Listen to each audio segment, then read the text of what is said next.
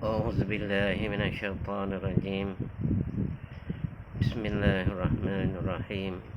الحمد لله رب العالمين، والصلاة والسلام على سيدنا محمد وعلى آله وصحبه أجمعين. سبحانك لا علم لنا إلا ما علمتنا إنك أنت العليم الحكيم. رب اشرح لي صدري ويسر لي أمري واحلل من لساني يفقهوا قولي. اللهم افتح لنا حكمتك وانشر علينا من خزائن رحمتك يا أرحم الراحمين.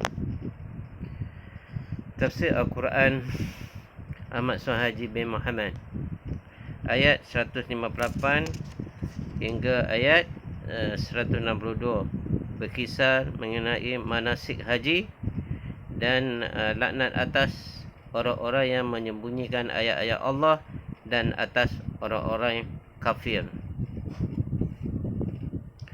A'udzubillahi minasyaitonirrajim. Bismillahirrahmanirrahim. Inna as-safa wal marwata min sya'airillah.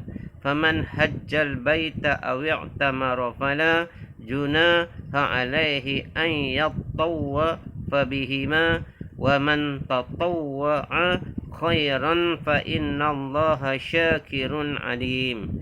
Ayat 158. Sesungguhnya Safa dan Marwah adalah syiar, yakni tanda-tanda agama Allah. Barang siapa yang mengerjakan haji, yakni ziarah ke Baitullah atau umrah, maka tiadalah mengapa berulang-alik ia di antara keduanya mengerjakan sa'i. Barang siapa bersukarela pada kebaikan membuat yang sunat, maka sesungguhnya Allah membalasnya serta mengetahuinya. Urayanya, Safa dan Marwah dua buah bukit yang letaknya bersentangan kota Makkah. Lembahnya menjadi persaingan orang haji atau umrah yang berulang-alik sebanyak 7 kali. Allah jadikan kedua-duanya sebagai syiar agamanya atau tempat orang menyerahkan bakti dan taqarrub, mendekatkan diri kepadanya, iaitu sebagai lambang taat setia. Ayat ini pula menganjurkan kepada sesiapa yang mengerjakan haji, waktunya di bulan haji, ataupun mengerjakan umrah, waktunya di dalam dan di luar bulan haji, hendaklah disertakan dengan pekerjaan sa'i, iaitu berjalan atau berlari-lari anak di antara Safa dan Marwah berulang alik sebanyak 7 kali. Anjuran sa'i menurut ayat ini adalah merupakan suatu kelulusan sahaja, iaitu suatu kebenaran untuk boleh mengerjakannya. Penjelasan hukum dalam soal ini kelak akan diterangkan dengan lebih lanjut.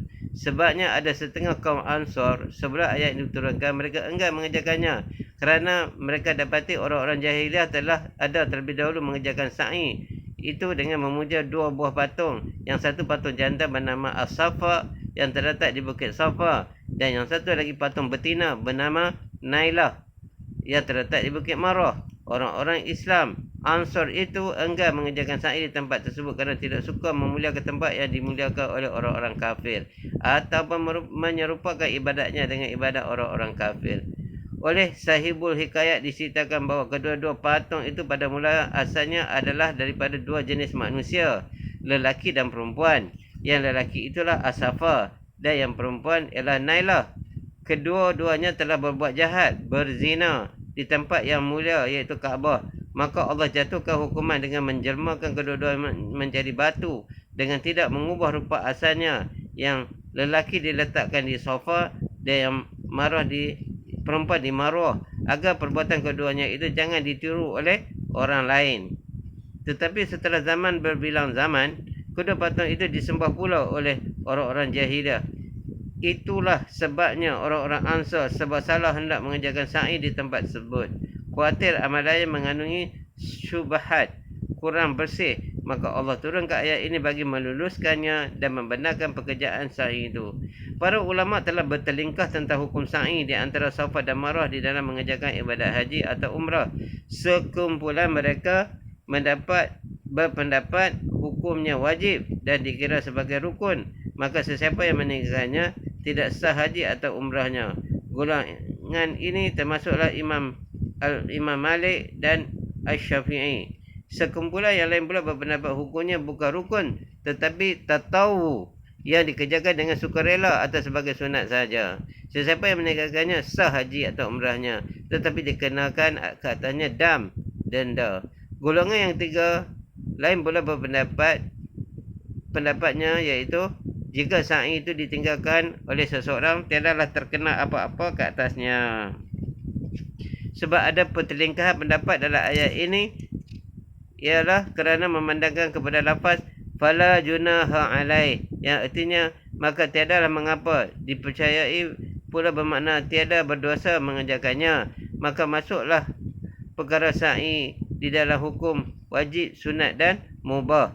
Mengikut zahir ayat ini, tidak ada yang menunjukkan bahawa sa'i itu wajib atau sebaliknya, kerana lafaznya umum mengandungi ketika-ketika hukum itu.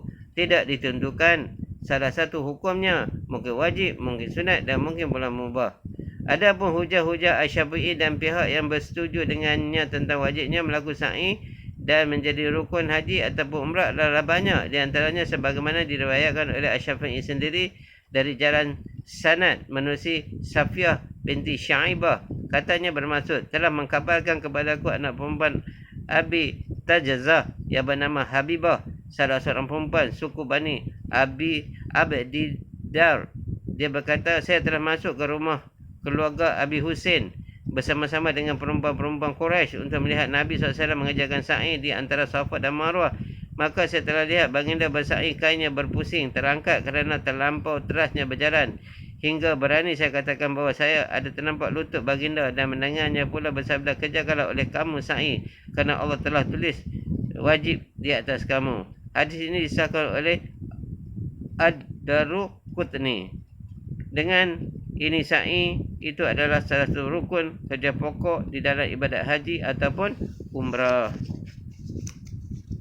Innal ladzina yaktumuna ma anzalna minal bayyinati wal huda min ba'di ma bayyanahu lin-nasi fil kitabi ulaika yal'anuhumullah wa yal'anuhumul la'inun.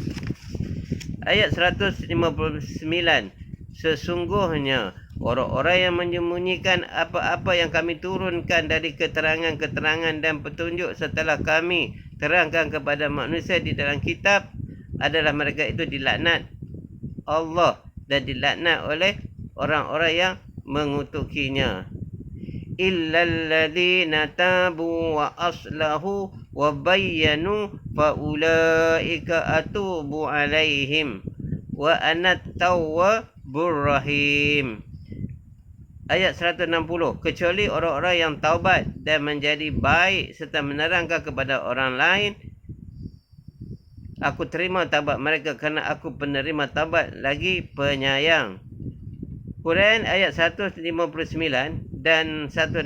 Ayat 159 dan 160 ini ditujukan kepada pendeta-pendeta Yahudi secara khusus dan umum kepada orang-orang sengaja menyembunyikan segala sesuatu yang diturunkan Allah yang merupakan hukum-hukum agama dan perkara-perkara yang telah pun dijelaskan oleh Allah di dalam kitabnya. Orang-orang seperti itu akan besarlah celakanya kerana mendapat laknat Allah dan laknat sekalian orang-orang yang mengutuk. Kata Mujahid, di antara yang mengutuk itu termasuklah binatang-binatang. Binatang-binatang itu akan mengutuk anak Adam yang derhaka. Jika datang musim kemarau, hujan tidak turun, dikatanya. Semua ini sial disebabkan dosa anak Adam. Seterusnya pada ayat 160, ada pengecualian yang tidak dilaknat, iaitu pertama, orang yang sudah bertaubat, mengaku salah dan menyesali kesalahannya dengan berniat tidak berbalik lagi. Yang kedua, orang yang sudah menjadi baik, menjalankan kewajipannya kepada Allah dengan betul.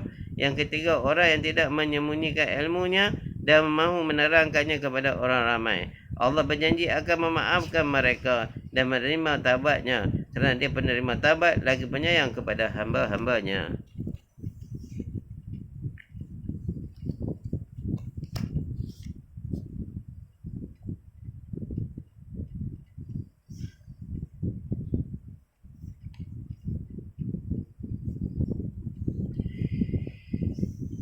Innal ladzina kafaru wa matu wa hum kuffarun ulaika alaihim la'natullahi wal malaikati wan nasi ajma'in.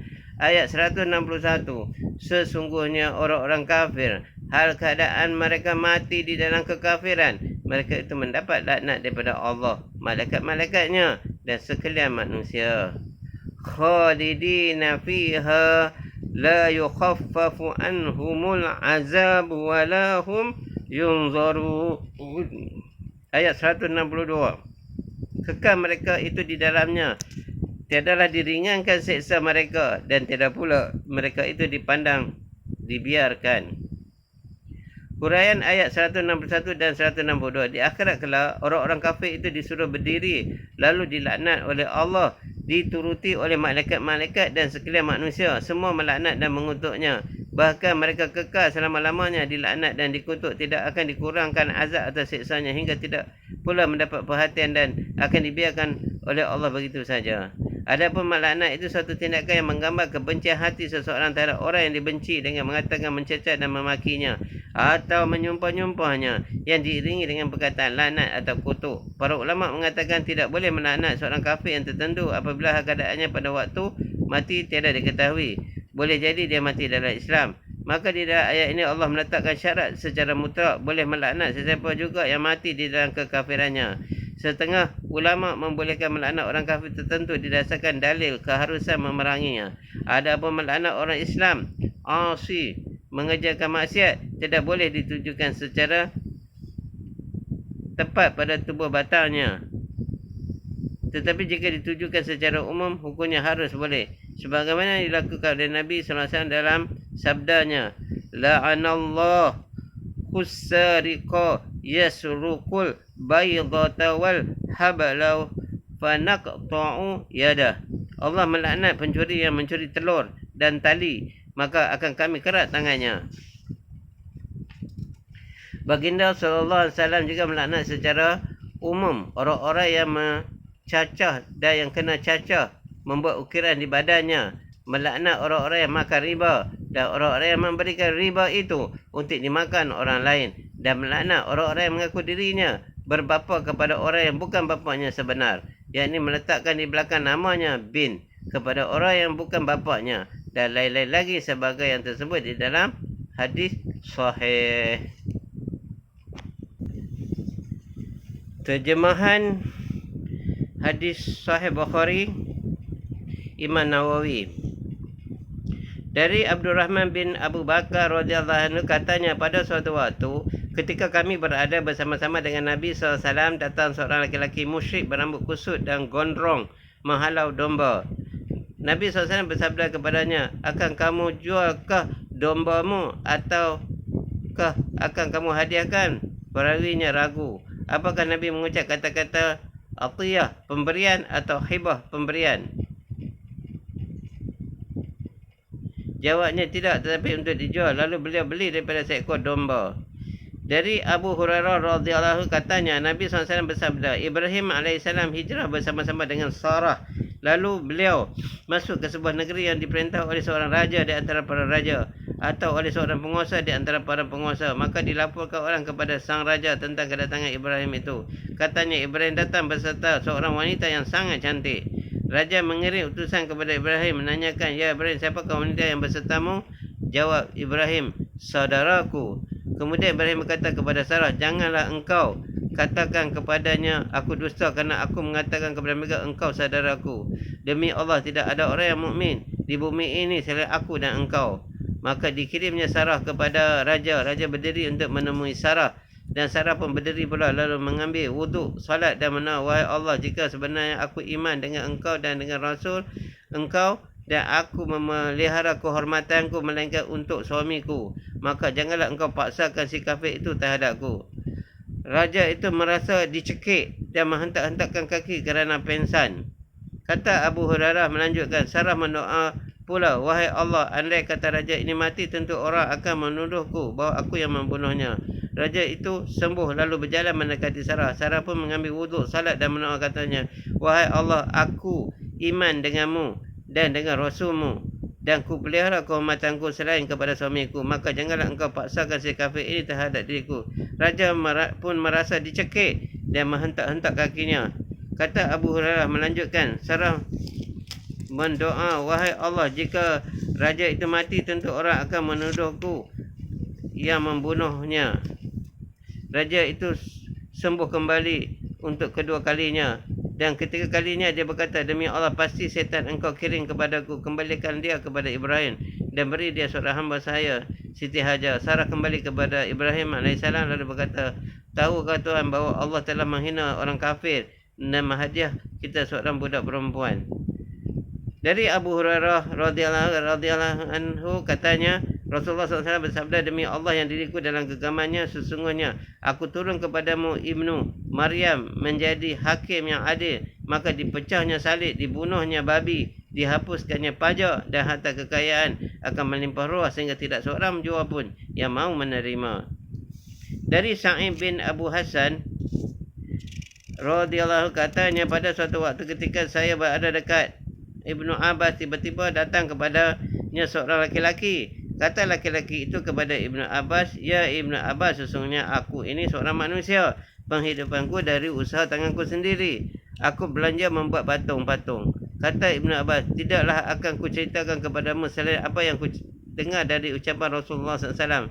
Beliau bersabda, barang siapa menggambar satu patung, maka sesungguhnya akan menyesalnya sehingga ia memberi nyawa pada patung itu, sedangkan ia tidak bisa memberi nyawa kepada patung itu selama-lamanya. Laki-laki itu menjadi sesak nafas, tambah sesak sehingga mukanya pucat. Kata Ibnu Abbas, celaka jika engkau tidak mahu dan engkau hendak memperbuat juga gambar pembuat ini, yakni segala yang tidak bernyawa.